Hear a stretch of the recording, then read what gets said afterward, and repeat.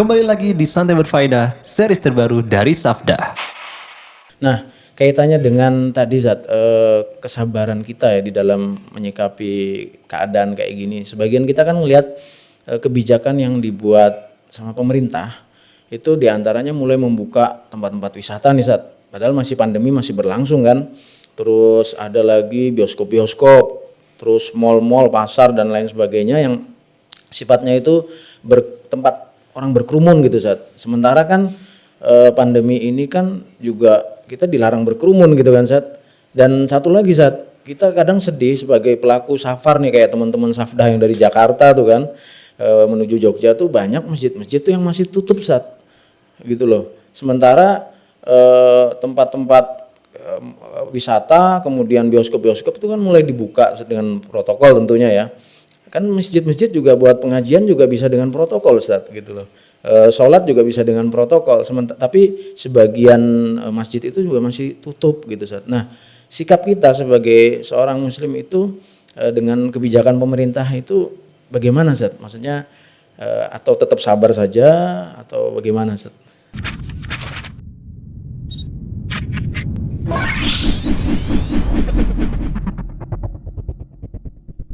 Ihya, elegan dan syar'i.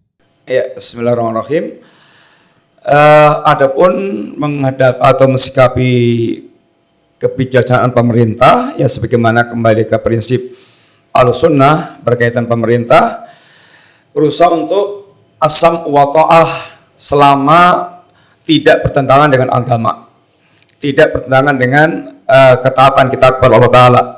Sebab kaidah umumnya kata Nabi, innamat ta'atu fil ma'ruf la ta'ata li maksiatil la ta'ata li makhluqin fi maksiatil khaliq.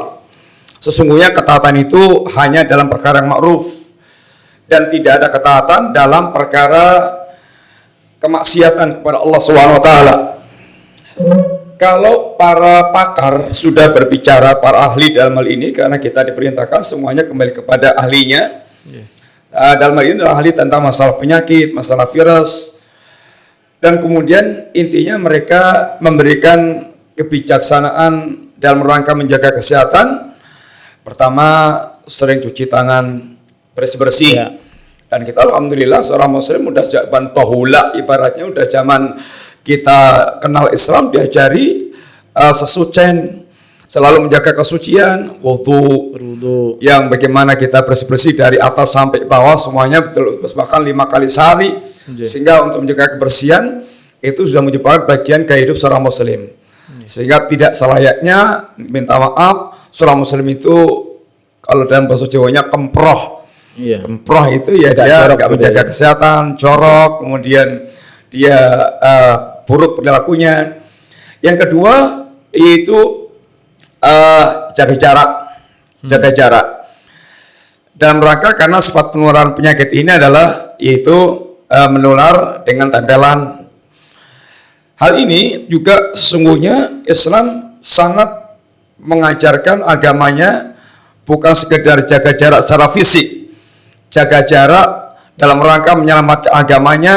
Jangan duduk bersama dengan ahlul bid'ah, ahlul maksiat, orang yang mereka berpenyakit yang akan bisa menularkan penyakitnya. Sehingga Islam sangat menjaga taharah badan, taharah hati, sehingga betul-betul itu semuanya merupakan bagian kebahagiaan dunia dan akhirat kita. Kemudian ya berusaha untuk memenuhi protokoler yang diajarkannya itu. Kita juga Islam mengajarkan untuk senantiasa menjaga batasan-batasan Allah Subhanahu wa taala, sehingga kita akan bisa mencapai ini keselamatan. Dan seharusnya juga tidak hanya kita digencarkan untuk menjaga kesehatan fisik kita, karena sungguhnya hakikat kehidupan kita adalah kehidupan roh kita, kehidupan hati kita. Kehidupan jasad sangat kita perhatikan dengan mengupayakan segala cara bagaimana hidup sehat, selamat dari penyakit. Tetapi yang tidak boleh kita lupakan adalah menjaga hati kita, karena hati kita adalah pusat kehidupan yang hakiki.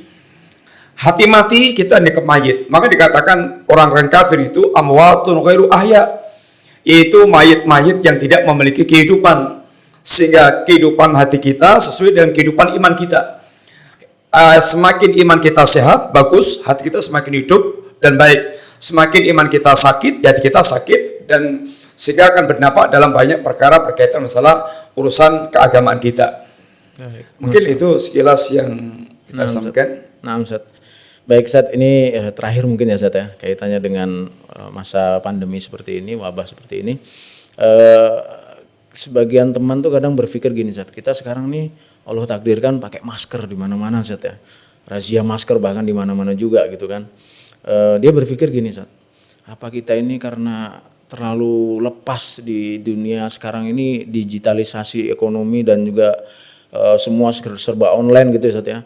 Terkadang Yun Sewu ngetik itu juga sembarangan, bikin status itu yang serampangan gitu. Mungkin dia berpikir gini, Ustaz, mungkin kita ini ditakdirkan Allah pakai masker ini karena lisan kita ini juga kotor gitu di dalam, baik itu bikin status. Nah,